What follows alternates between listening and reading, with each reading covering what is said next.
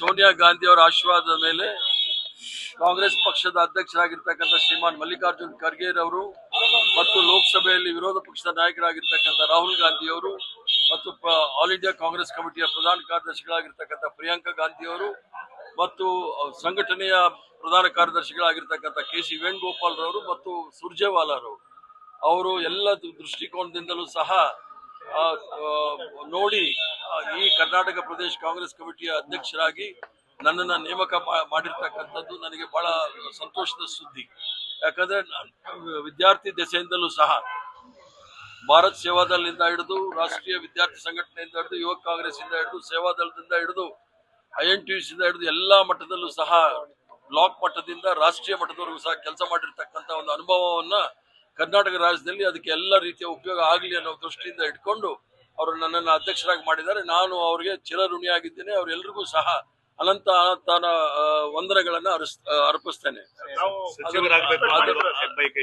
ನಾನು ಯಾವತ್ತೂ ಸಹ ಸಚಿವ ಸ್ಥಾನಕ್ಕೆ ಹೋಗ್ಬೇಕು ಅಂತ ಹೇಳಿಲ್ಲ. ನೀವು ಓದ್ಸಲಿ ನನ್ನೆಲ್ಲ ಟಿವಿ ಚಾನೆಲ್ಗಳಲ್ಲಿ ಅದರಲ್ಲೂ ಸಹ ಇರ್ಷಾದ್ ಅಂತ ಹೇಳಿ ಒಬ್ರು ನನ್ನ ಇಂಟರ್ವ್ಯೂ ಮಾಡಿದ್ರು. ಅದ್ರಲ್ಲಿ ಬಹಳ ಸ್ಪಷ್ಟವಾಗಿ ಹೇಳಿದ್ದೇನೆ, ನಾನು ಅಧಿಕಾರಕ್ಕೆ ಇರ್ತಕ್ಕಂಥವನಲ್ಲ.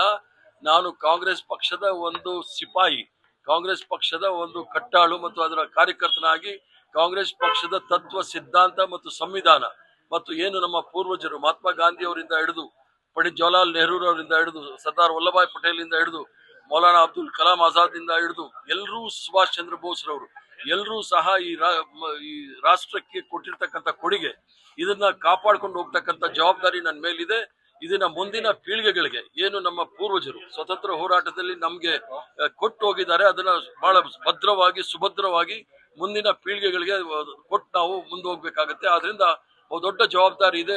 ಏನು ರಾಷ್ಟ್ರ ಕವಲು ದಾರಿಯಲ್ಲಿರೋ ಸಂದರ್ಭದಲ್ಲಿ ಏನು ನಮ್ಮ ಪೂರ್ವಜರು ಈ ರಾಷ್ಟ್ರಕ್ಕೆ ಮತ್ತು ಈ ಜನಸಾಮಾನ್ಯರಿಗೆ ಭಾರತದ ಪರಿಕಲ್ಪನೆಯನ್ನು ಕೊಟ್ಟಿದ್ರೆ ಅದನ್ನ ಬಹಳ ಸುಭದ್ರವಾಗಿ ಅದನ್ನ ಮುಂದಿನ ಪೀಳಿಗೆ ಕೊಡ್ತಕ್ಕಂಥ ಜವಾಬ್ದಾರಿ ನಮ್ಮ ಮುಂದೆ ಇದೆ. ಈಗ ನೀವು ಡಿ.ಕೆ. ಶಿವಕುಮಾರ್ ಮತ್ತೆ ನೀವು ಒಂದ್ ರೀತಿ ಜೋಡೆತ್ತಿನ ತರ ನೋಡಿ, ನಾನು ಹಿಂದುಳಿದ ವರ್ಗದವನು ಮುಂದುಳಿದವನು ನಾನು ಬಹಳಷ್ಟು ಮುಂದುವರೆದವ್ರಕ್ಕಿಂತ ಮುಂದುವರೆದಿರತಕ್ಕಂಥವ್ರು. ನಾನು ಕಾಂಗ್ರೆಸ್ ಪಕ್ಷದ ಸಿಪಾಯಿ. ಇದರಲ್ಲಿ ಎಲ್ಲರೂ ಸಹ ಆಲದ ಮರದ ಇದ್ದಾಗೆ ಎಲ್ಲರೂ ಸಹ ಇದ್ರ ಅಡಿಗೆ ಬರ್ತಾರೆ. ಇದರ ಏನು ಸಿದ್ಧಾಂತ ಇದೆ ಅದನ್ನ ತಗೊಂಡು ಮುಂದೆ ಹೋಗ್ತೀವಿ. ಶಿವಕುಮಾರ್ ಅವರು ಸಹ ಯುವಕರಿದ್ದಾರೆ, ಸಂಘಟನೆಯಲ್ಲಿ ಕೆಲಸ ಮಾಡಿದ್ದಾರೆ, ಪ್ರದೇಶ ಕಾಂಗ್ರೆಸ್ ಕಮಿಟಿ ಅಧ್ಯಕ್ಷರಾಗಿದ್ದಾರೆ, ಈಗ ಮುಖ್ಯಮಂತ್ರಿ ಆಗಿದ್ದಾರೆ. ಜೊತೆಗೆ ಡಾಕ್ಟರ್ ಪರಮೇಶ್ವರ್ ಅವರು ಇದ್ದಾರೆ ಉಪಮುಖ್ಯಮಂತ್ರಿಗಳಾಗಿ. ಎಲ್ಲರೂ ಸಹ ಸೇರಿ ಏನು ನಮ್ಮ ಶ್ರೇಷ್ಠ ನಾಯಕತ್ವ ಇದೆ, ಸೋನಿಯಾ ಗಾಂಧಿ ಅವರು, ಮಲ್ಲಿಕಾರ್ಜುನ್ ಖರ್ಗೆ ಅವರು, ರಾಹುಲ್ ಗಾಂಧಿ ಅವರು, ಪ್ರಿಯಾಂಕಾ ಗಾಂಧಿ ಅವರು ಮತ್ತು ವೇಣುಗೋಪಾಲ್ ರವರ ನಾಯಕತ್ವದಲ್ಲಿ ರಾಜ್ಯವನ್ನ ಮುಂದೆ ತೆಗೆದುಕೊಂಡು ಹೋಗ್ತಕ್ಕಂಥ ಕೆಲಸ